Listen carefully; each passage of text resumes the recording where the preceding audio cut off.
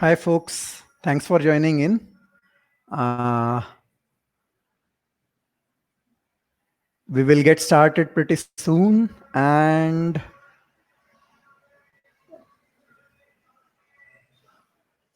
right now, we are let's give a couple of more minutes for others to join.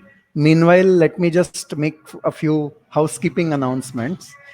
You might be able to hear stuff in the background just yet. That's someone selling potatoes over a loudspeaker, basically, right outside my apartment. So, such stuff I might not be able to help. You will have to give me that excuse, and hopefully, they will move soon, and you will be able to hear me clearly, more clearly at least, right? Uh, Meanwhile, I'm Gunjan, and this is going to be a very interactive seminar. I have some activities right at the start of this particular discussion, and I would like you to, very proactively engage with me on the questions that I would ask or you would have, right? And you can use the chat for that, and we can pick it up from there. Yeah. So, first question to maybe Komal right away. Whatever I am speaking, am I clear and audible? You can feel free to just respond in a chat or, uh, you know, just let me know. Yes. Okay. Super, super, super. This is good. So, Komal, shall we get started or we are waiting for a couple of more minutes?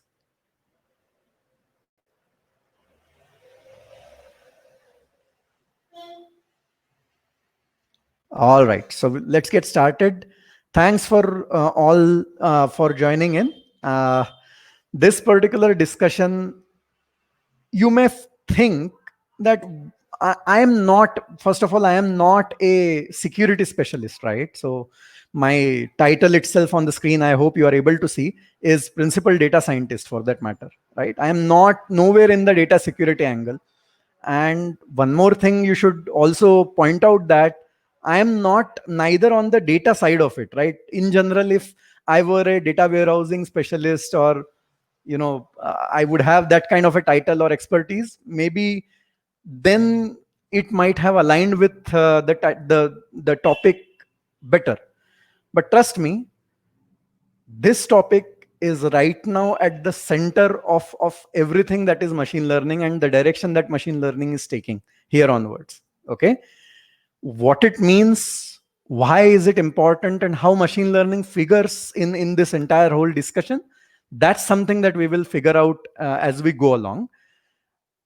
That does not mean that if you are a data warehousing professional or if you are you know anywhere aligned with the data per se, it is not relevant to you. Just because it is a little more relevant to the forefront of machine learning does not mean that it is not relevant for the data practitioners in general, right? So all of these things we are going to figure out as we go along. So the first thing that I want to do to kick off this particular discussion is, let's start with a quiz.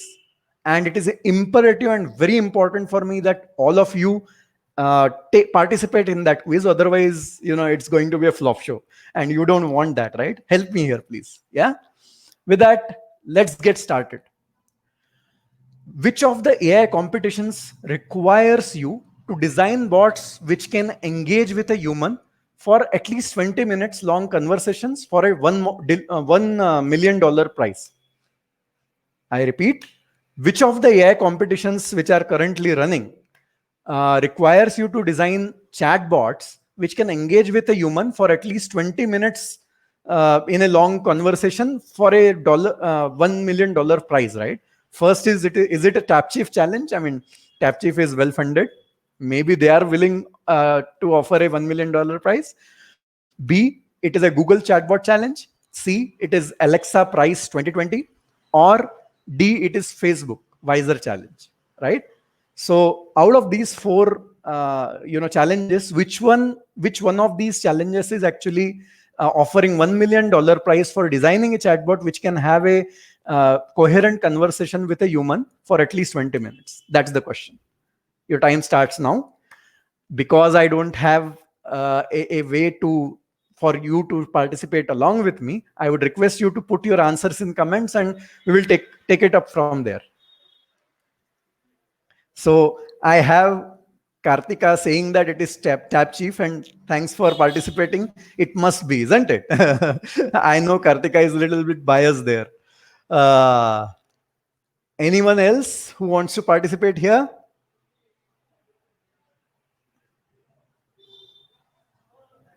Komal says it is C. Well, let's keep going. Come on, folks. Anyone else wants to participate? Or else we will just close the poll and reveal the answer. The answer is, of course, C, Alexa Prize 2020. Now, what does this has anything to do with today's topic? That becomes a question, isn't it? Let's go to, we will pin that question and let's go to the second question here. We need to go win $1 million. Who said this? We need to go win $1 million. Who said this? One, me, while having a midnight fit. Shashank, who is a founder of Tap Chief, while setting it up. C, winners of Netflix challenge. And D, runner-ups or runners-up of Netflix challenge. Which among these four options might have said something like, we need to go win $1 million? Come on, guys. Help me here. Okay, we have a C. Okay, we have a D. Nice. Anyone else? B. Okay, that must be now.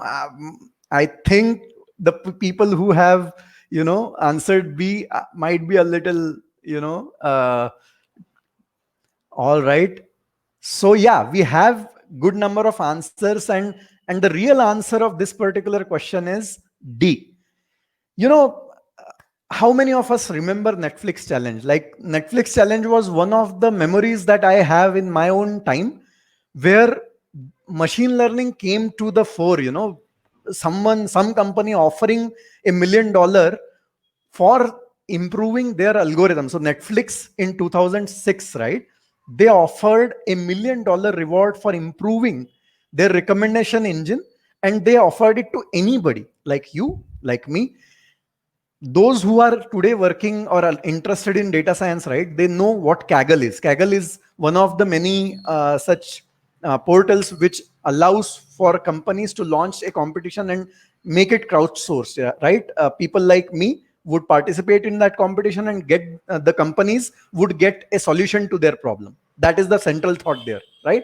This thought is not new, is the point. It was there in 2006, and Netflix actually awarded $1 million to the winners of that particular challenge, which allegedly improved their accuracy or the performance of the recommendation engine that Netflix had by 10%, right? But this statement was actually said by runners-up of Netflix challenge. Who people might know who are the winners of Netflix challenge. It was a team of experts from Bell Labs, AT&T Labs, named Bell Course, right? The name of the team was Bell Course, and it was AT&T Labs people who formed that team. Who were the runners up? Any idea? Typically, we remember only winners, isn't it? But the runners up in this case were 3 students from Princeton. 3 students from Princeton were able to, face entire whole wide world experts, and they were able to almost win the challenge. Both winners and runner-up had same level of performance. Only the winner submitted the solution 20 minutes earlier. That was the reason why they ended up winning the competition. Otherwise, performance-wise, both these students and the expert from AT&T Labs were performing the same. Interesting, isn't it? Let's take this to the next level. How much revenue did you think Netflix earn approximately by implementing this winning solution, which got $1 million?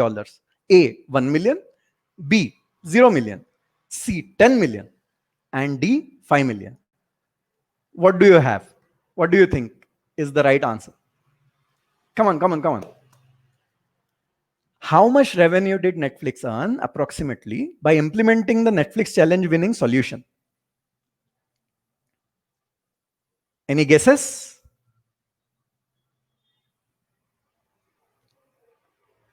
Anyone? No? Yes? Come on. I don't see any comments.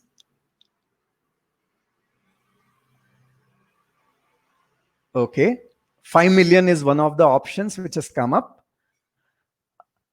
Well, I think people are getting bored, so I will just quickly move through this. So the right answer is 0 million because it was not deployed. The best performing solution was never deployed in production for Netflix, right? Let's check that, not a problem. Let's move to the next question quickly. And this is where the crux of it starts, right? When is or was Netflix Challenge 2 launched, right? Netflix Challenge, we talked about 2006, correct? What happened to Netflix Challenge 2? It was launched in 2010. It will it will be launched this year. It will be launched next year, or it would never be launched. These are the four options: 2010, 2020, which is the current year, 2021, which is the next year, or never. Any guesses? Quick guesses? So I have an answer D, and that is the correct answer. You know what was the reason why Netflix did never ended up launching the second part of their challenge or relaunching the challenge? What of ever again? Because there was a lawsuit on Netflix by a Jane Doe. Her name was kept secret for, of course, the reasons that are to be followed.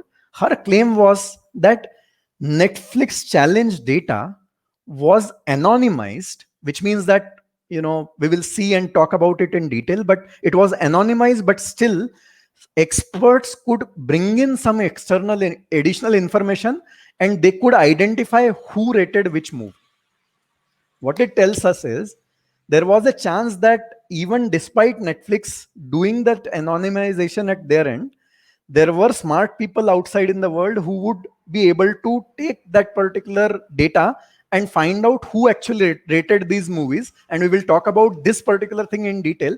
But it was affecting that person's life because they had alternative life choices, which would mean that their employment would be endangered if their identity was to be disclosed, right?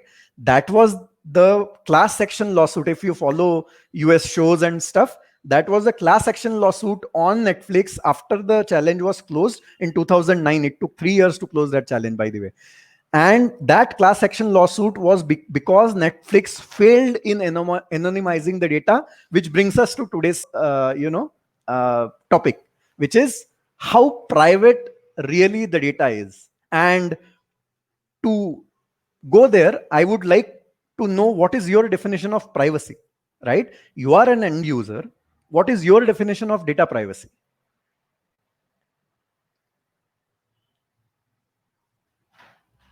Anyone wants to share their definition?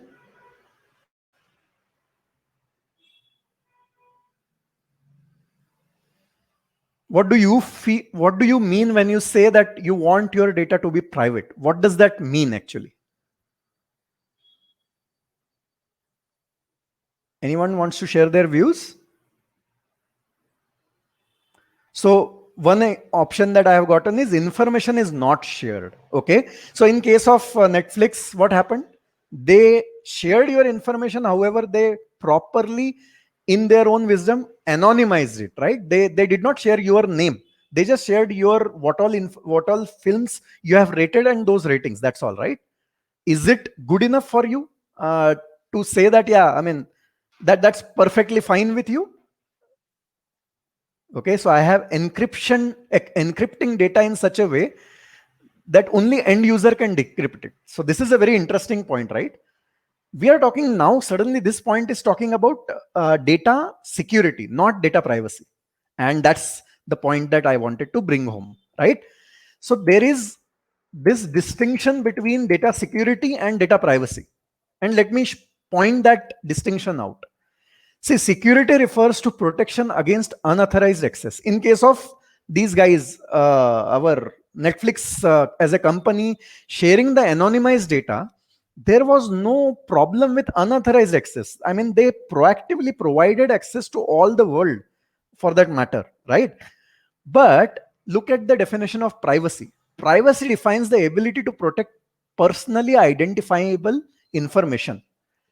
Question to be asked with the example that we just saw, where exactly Netflix made a mistake, right? They anonymized the names, right? There was no other information about the user that was published apart from users own rating of the movies that they made. How did they ended up endangering privacy? That question I want you to keep in mind, right? However, let's be very particular about what is the difference between data security and privacy. Security at one point says that security can be achieved without privacy, right? To the person who, I think it was Shashwat, who mentioned that encrypting data in such a way that only end user can decrypt it, we are respecting security, but still we can send away a personal data. You can send my data in an encrypted way, which means that you are endangering my privacy. So security can still be achieved without privacy. However, privacy cannot be achieved without security. That is very important. You have to, data security is the basic building block for privacy. Without security, there is no privacy. But with security, privacy may be there, may not be there. You may get confused there for a bit, but if you stick with me for next half an hour, we will get our answers there. Okay, just bear with me with that and keep the questions coming. That is very, very important. Okay, all right. So do you understand that now that data security is different and data privacy is different? Data security is the prerequisite for privacy. However, just because you have data security does not mean that you have data privacy. We will build on these topics in just few minutes from now. So bear with me. Okay.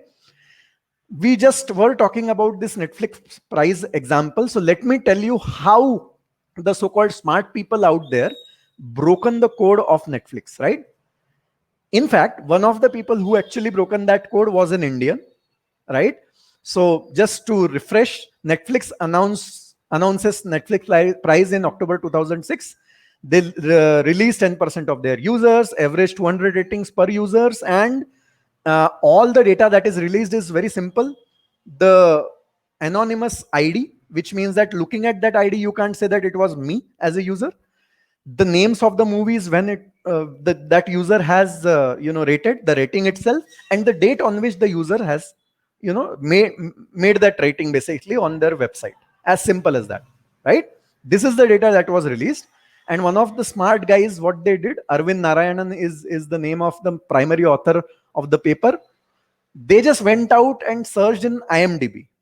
Now typically common sense says that any person who is willing to rate movies on Netflix, they may end up rating the same movies around the same dates on IMDb. What they did, they brought that external IMDb data, compared the ratings across, and they were able to identify more than 70% of the users properly, directly by using that particular thing. Let that sink in, right? You submitted some data to some company. That company, in their infinite wisdom, anonymized all the, just looking at that data alone would never reveal your identity. However, there was this additional information somewhere available, which when brought in and merged with this particular anonymized data, was able to de-anonymize the individual users. Good, bad, ugly? Well, Netflix ended up fixing for their class action lawsuit by settling it outside. That's what happened in that particular case. I may be wrong, but that's what I have been following it, and that's where it stopped from whatever information I have, right? So there is some real sincere learning from this one use case, and there are many. That's what I'm going to talk about as we go along, right? So however harmless you think your actions are, it can have very immediate and severe repercussions on your users. As an enterprise, as a data analyst, as a data scientist, we should be mindful of that particular simple fact, right? With that, let me see if there is any question. Well, there is none. If you guys have any questions, please let me know. Yeah. Let's take a different example, and it is even funnier example, if you ask me. Well, I should not say funnier, but yeah, I mean, you will get it. William Weld was governor of California.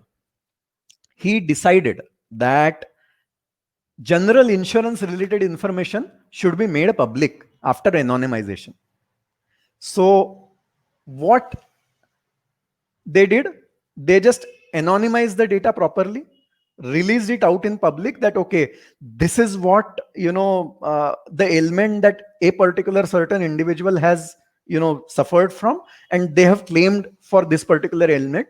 The user names were not identified, their zip codes were published, only like partial zip codes were published. There was like good amount of thought process went in that particular discussion, right, of how much data should be de-anonymized and stuff like that. All right. However, despite all the so-called precautions, MIT researcher Latanya Sweeney was able to do this. Let's see what she did. Right.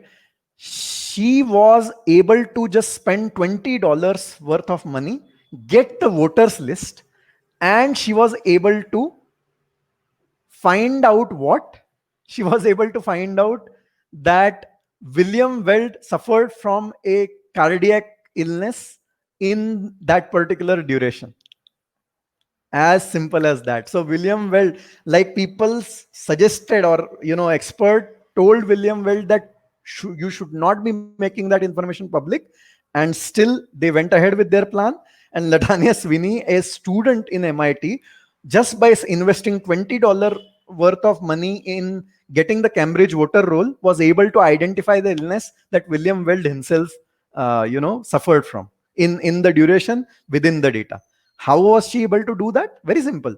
She asked a question: how many people in that data, in that declassified data, how many people were from Cambridge area, general area? So there is a concept of 5 and 9 letter zip in US. I am not very privy to that, but they released only 4 letter zip.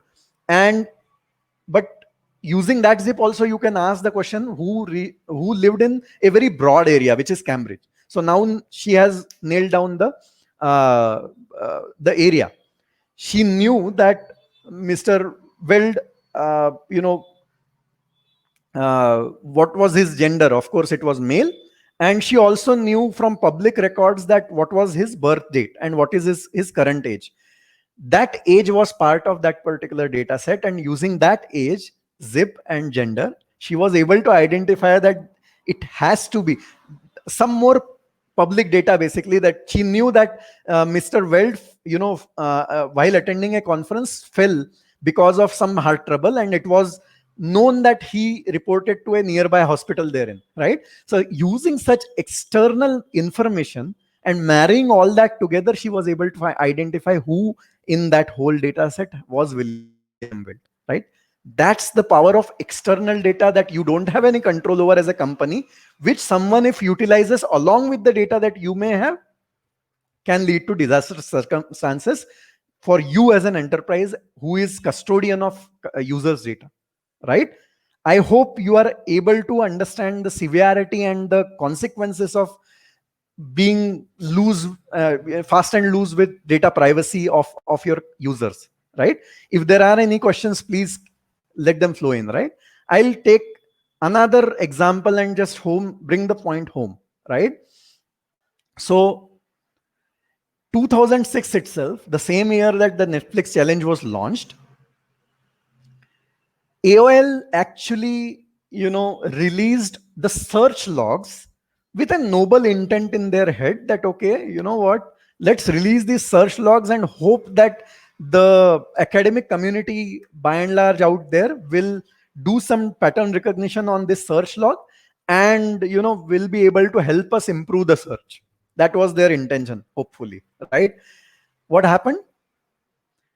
Just after the log was released, New York Times was published an article listing a particular, identifying just based on anonymized history, search history, a particular person, and published their photo in their article. How were they able to do so? The lady in question, right, had searched for their area. They had searched for new houses in that area. They had searched for some solutions around their pets, which was a dog, in fact, in this particular case. And based on all that, because she searched for that specific small area, the team was able to pinpoint across 2 to 3 people who that lady was. And there were multiple such cases where people actually search for their names, for that matter. So de-anonymization was not done, and that name was there in the search history directly. So you think, I mean, how it was a noble intent, right? What happened? The CTO had to resign. The 2 people who were responsible for handling this particular task and designing this particular task had to be fired. That's the world that we live in today, right? We as individuals have far reaching consequences, because each and every company, it is sort of their agenda, for good or for bad. It is everybody's agenda to know as much as they can about their customers, not with a bad motive always, of course, to improve the experience and to sort of improve the product offerings and such. But in the process, such kind of mistakes can be very, very heavy, and they can decide the fate of your company, for that matter, right? So that's the severity, that's the force of the topic that we are discussing today, right? This is the reason why data privacy is also important on top of data security. Data security is important, everybody will agree and everybody will know that, right? But over and above data security, data privacy is also of utmost important, right? I'll just check if there is any question. There is none. No worries. Let's move forward.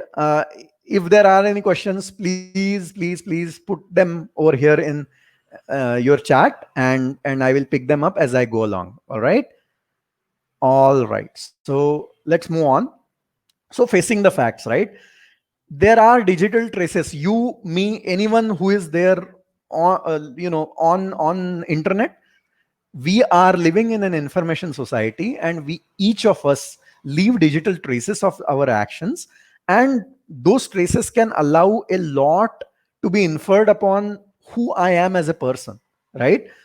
And there is a real risk because of that. And we have seen 3 examples where companies had to pay financially many times, or suffer financially many times. People lost their jobs and stuff like that, because either they did not understand the complexities around it, or they just discounted it, for that matter, right? So such is the life that we are living in, and therefore privacy via anonymity is a myth. I hope that after all these examples, this statement is as powerful as it can get. Privacy via anonymity is a myth. So when you do your searches, or let me tell myself that, right? When I do my searches in a Chrome incognito mode, it does not mean that someone cannot recognize me. They can, right? And it does not need any complicated hacking skill or something. If only certain information is available about me out in the internet, and they have this data of me anonymously searching web for whatever I do, they can add 2 plus 2 and arrive at the same conclusion that I am the person who is making those searches, right? So privacy via anonymity is a myth. And we have seen, like, linkage attack. Like, there are many ways to attack privacy when you have a database sitting pretty inside your secured systems, right? And there are many ways in which such kind of attacks can happen. Linkage attacks is nothing but the way the Netflix researchers found a external source of data and then relate it with the existing data available from Netflix, and they were able to pinpoint the individuals, right? That's what is an example of linkage attack. Differencing attacks are very, very interesting. So let's say you have access to the database, right? I am a data analyst. I have access to my company's database for that matter. Interestingly, what may happen is those tables in which the salary information is kept are nicely anonymized. Correct? What I do is I search a query for, I say select max of salary from that particular database.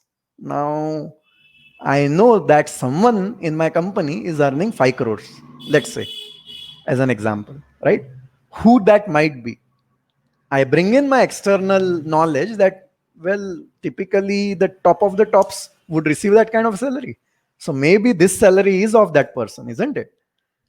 That is something similar to differencing attack, right? Even when data is nicely anonymized, you can still query it in such a way that, and by bringing in some external piece of information, commonsensical information, you will be able to de-anonymize certain set of users. That is a big problem, correct? Similar to differencing attack, you have membership inference attack, and on top of all that, you have reconstruction attacks. This is something very tightly coupled with machine learning, an advanced topic. So therefore, I will just, park it for now. If you have any questions around reconstruction attacks, we can discuss it towards the fag end of the discussion. Yeah. So keep those questions coming. That's the point that I want to repeat again. Yeah. So there are these types of ways of thinking about privacy, which typically so far has been not made a staple discussion part of designing a data warehouse or designing a data strategy in general. That's what I want to sort of leave you with on this slide, right? Whenever you see or hear such kind of data strategy discussions happening in your vicinity, ask this simple question about what is the thought around privacy. And if the answer is that we will anonymize the data, or we will restrict the access towards the data, the kind of queries that someone can make on the data, those are fairly limited way of doing it, is the message that I would like you to leave with this slide. Yeah. So then what are the solutions? So first, this is a question that I also want to pose right now to all of you, right? The first and obvious solution is restrict the database access, right? Or wrong? I mean, if data is there, people like me, you, whoever are in the data field would like to use that, right? That's the whole point why you are saving that data many of the times, right? So restricting the database sort of beats the purpose in my limited view. I can be wrong. You tell me. What other things that you can do with about saving the privacy? Anything that you can think of? Come on. Help me with it. How will you save the privacy if you are given entire control over the data, but you don't want to restrict the data? I mean, excuse me, restricting data access beats the purpose in my judgment, right? We want to use the data, but still we want to save on the privacy of the users. Any thoughts?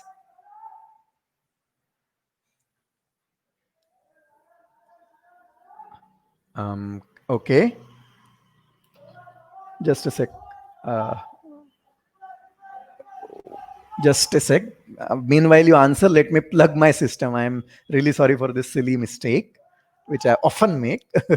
So I should make a quick checklist of the such kind of stuff. But yeah, all right, we are saved. Otherwise, my system, if it closes, then we are in a trouble. Okay, so I have a very nice answer in terms of views. The problem with views is the same as that with database, isn't it?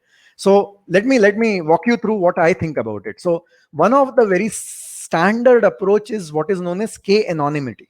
Let me give an example rather than taking you through all these big words and stuff like that, right?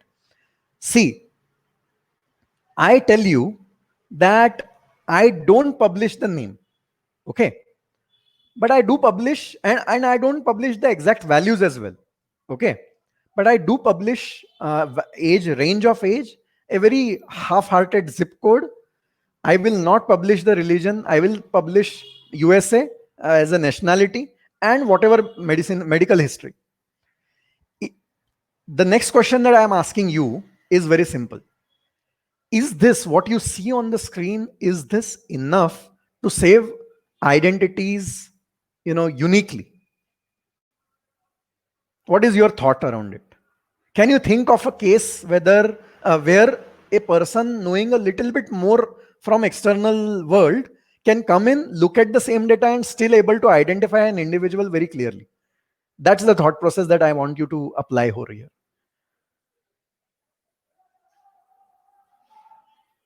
Do you think this is enough to save the privacy of individuals?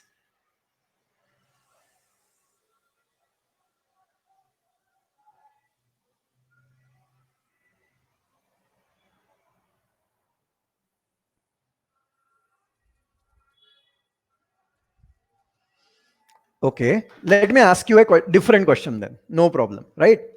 I am running for an election. All right. I have a running mate, like I have a competitor who is also running for the same election. I saw him other day complaining about chest pains, right? He's of the same age that I am, somewhere between 20 and 30. Let me lie a little bit at least, right? And I know that he lives in my own area, which is 110. What is that disease that he might have? Looking at this data and knowing what I know about that person, what is the disease that he might have? See, all the people in this particular age range living in this particular area are having heart diseases. So I know that that person for sure has some sort of heart ailment, isn't it? Such kind of insights you are leaking even when you are, sort of suppressing so much information. Correct? And this is not by design. You did not intend to tell me what I wanted to know, but just, and you tried a lot to sort of cover for that data anonymity, right? You ensured that name is not submitted. You ensured that the age is not given in the exact detail, just range of it. You ensured that not 4-letter zip code, just 3-letter is provided, right? And you did all of this, and still I was able to sort of bypass all the controls that you wanted to have in place, right? That's the problem with even this approach. How much ever you anonymize, there is a very strong chance that someone with unique external information about individuals who might be in your data set can find out them very, very easily, right?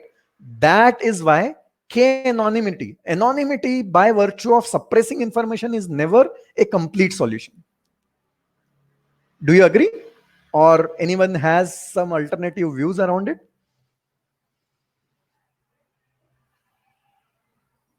All right, no worries.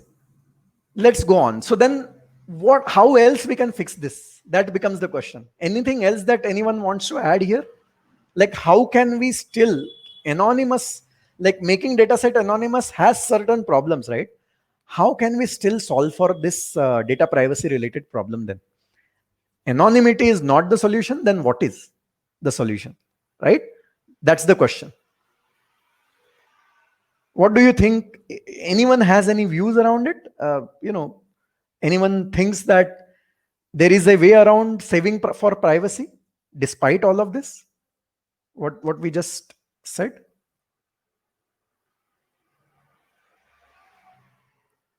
All right, let me take you to the world of definition of privacy in mathematical terms, right? So Cynthia Dwork is one of the researchers who has worked in this particular area of what is now called as differential privacy, right? It provides you mathematical guarantee of how much information you are actually ending up losing by publishing a particular database. I am not talking about individual columns. I am not talking about anything particular. I am talking about entire database that you might end up publishing. The way she defines privacy mathematically is this. Let me scare you first, right? This is the way the differential privacy as a concept is defined, right? Probability of x dash less than epsilon, e to the power epsilon.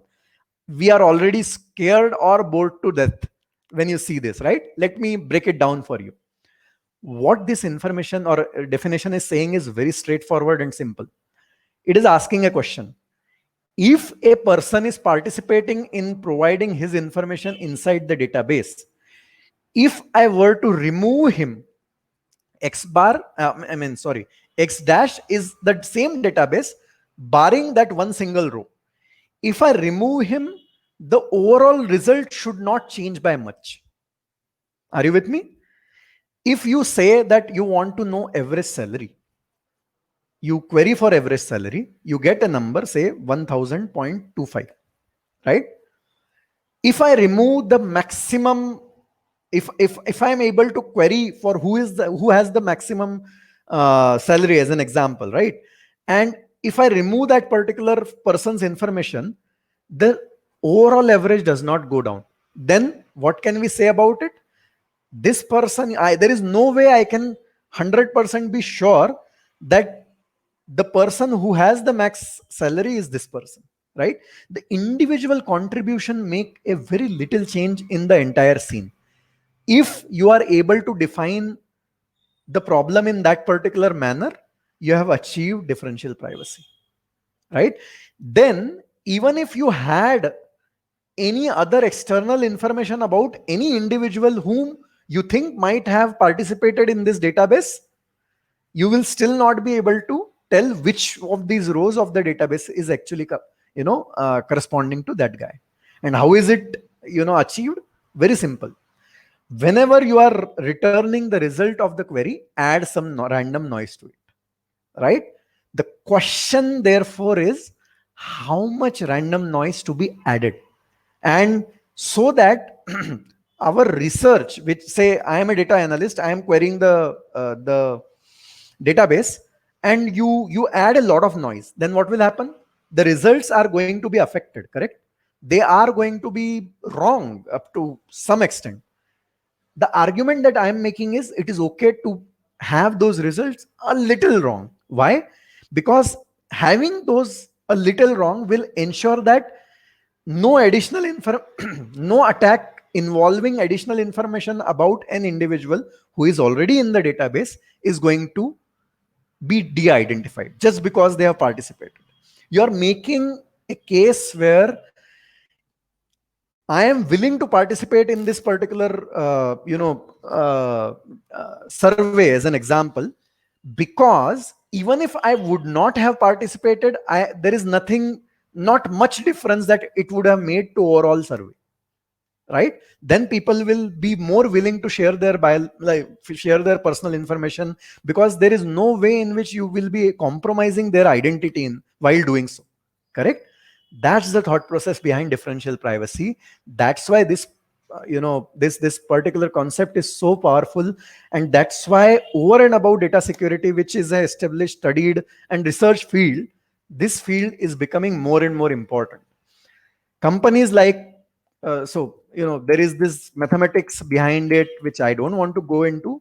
There is whole lot of stuff that you can do using data privacy. And there are established differentially private framework for data analysis, right? Pink, Fuzz, Airavat, and Gupt. Quite obviously, by just reading these names, you know that Airavat and Gupt, there is some Indian contribution there, and there is well. So there are so many frameworks which are sitting on top of Hadoop. Your say as an example, SQL Server, Microsoft's database product, which is SQL Server, uses or has proposed usage of Harvard's differential private library, and I last I heard or last I read one of the company blogs, they were thinking of integrating it as a capability within the product, right? So such is the power of this particular idea, because it allows you to give guarantees around securing the privacy of the users of the data that you have. And that's a very strong thing, as we have seen by a couple of or three use cases at the start of this particular discussion. I hope by now you are sold on the importance of saving privacy of users. I hope by now you have understood that anonymizing is not the perfect solution that you are searching to solve that problem. And I hope you are able to relate with why differential privacy, which is a mathematical scheme of guaranteeing privacy of individuals participating in a particular database, is such an interesting topic for study of for today's researchers across the data community, right? Let me see if there are any questions. So there is a question: what happens when we grant permission to some apps on Play Store or Gallery? I'm really sorry, I don't have a great answer to it because I am not a app developer per se. But by and large, when you click that very first button that you agree with all the terms and conditions, say bye bye to some of the privacy that you have per se, right? Of course, if the problem is very different. So there are so many fintech companies. I don't want to name names just here because this is a public forum, but there are so many fintech companies which are providing free access to users like me. I use one particular app to pay for my credit cards. Now, what do you think they do? And I'm able to gain some coins on top of that, and stuff like that. Basically, I am able to get discounts because of those coins and stuff like that. Why do you think they are giving me such kind of freebies? Because of course they are going to use my data. I know that. I agreed to that while participating in that discussion, while installing that app on my phone. I agreed to that, right? But the question is different. Let them sell my data, no problem. Question I am asking is, will it hurt me? Can someone use their aggregated data and de-identify me as a person who has a lot of debt, for that matter, right? That's my question, and the way to answer it is via differential privacy. Okay. There is another question technically saying that can we explain difference between pseudo anonymize and anonymize? Right. Anonymization is, let me also go back to where I might have used that you know that way of going about it. So did I use pseudo anonymity? That was my question to myself. I think, see, anonymity itself is good. K anonymity is what I was trying to get towards. Pseudo anonymity, I really don't know what we are talking about, so I will not comment on it directly. Okay. I will think about it. If I find something interesting, I will comment on it. But another comment we have is, anonymity won't solve the solution related to data privacy. Agree. But to what extent it can resolve the issue? Because 100% data privacy is also a myth. So Gaurav has asked that question, and I appreciate that question. You're right. 100% data privacy is nothing. I mean, as you say, it is a myth, right? The question, therefore, I hope with that example of the credit card paying app, you were able to relate to it, right? So the okay. So the question has been framed like this: please tell me how to achieve 99% privacy of individual. That's the whole point of what differential privacy is giving you, right? So if you are applying these one of these frameworks on top of your data layer, and then and only then allowing the end users to query your data, the guarantees are provided around guarantees are provided against de-anonymization of an individual. That's what it is all about, right? So just by anonymizing the data, like we saw in this particular slide, there is still a data leakage up to a good extent, right? So by applying such kind of anonymization and coupled it with differential privacy, you typically get a handle on privacy, and these frameworks allow you to sort of bring in best of all these worlds, and create solutions which can guarantee, which can provide mathematical guarantees around some of these things. This is an active research area. I am not saying that this is a solved problem, or just use pink and you are done, right? That's not what I'm trying to say. I am saying that this is an interesting problem to keep in mind while you utilize the data that your users have entrusted you with, right? That's the discussion point that I am trying to bring forward. Okay. Is it a solved problem? Can I guarantee everything from the top of my hat? No, that's the whole point. But if you don't consider this as a problem at the first place, you will miss a broader picture. That's the discussion that I am having with you today. We are in the last 4 or 5 minutes of our time. So let me tell you which all companies are working on differential privacy. Of course, all the big names that you see here are working on the same. One of the very interesting cases is Apple. Apple has been far more, aggressive in integrating differential privacy principles in their product design. So whether it is fingerprint recognition to start the phone or face recognition in uh, you know, one of the applications that they may have, they use these differential privacy principles right at the start of collecting the data itself, right? And that's how they sort of, up to a good extent, they have covered themselves for such kind of breaches if they happen in the future. Well, that's the whole point of the research part of what I'm trying to talk about. Okay. uh, there is another point. Does Tor or Tails uses this differential privacy? No, I don't know is a better answer, I guess. But differential privacy as a concept, if you understand, is not about internet access and stuff like that. It's about when you have a database created sitting pretty inside a database, how can you assure that a misuser of that information, say a data analyst who has gone rogue, how can they have the access that they have and still not be able to de-identify individuals? Bring in all the data externally that you have, right? And still you will not be able to de-identify any individual. That is the differentiation that we are bringing in when we are discussing about differential privacy principles, right? So you have to keep scope in a different way. You have to think like a database person now. You have to think like a company who owns the data of end users now, right? And then differential privacy will grant you the power to utilize that data for your own machine learning purposes and everything, research purposes, and still ensure that no one is able to de-identify individuals and sort of compromise the user privacy, right? So at least one person is with me, Gaurav, and I thank you. So at least he has reached out and said that he has understood my points.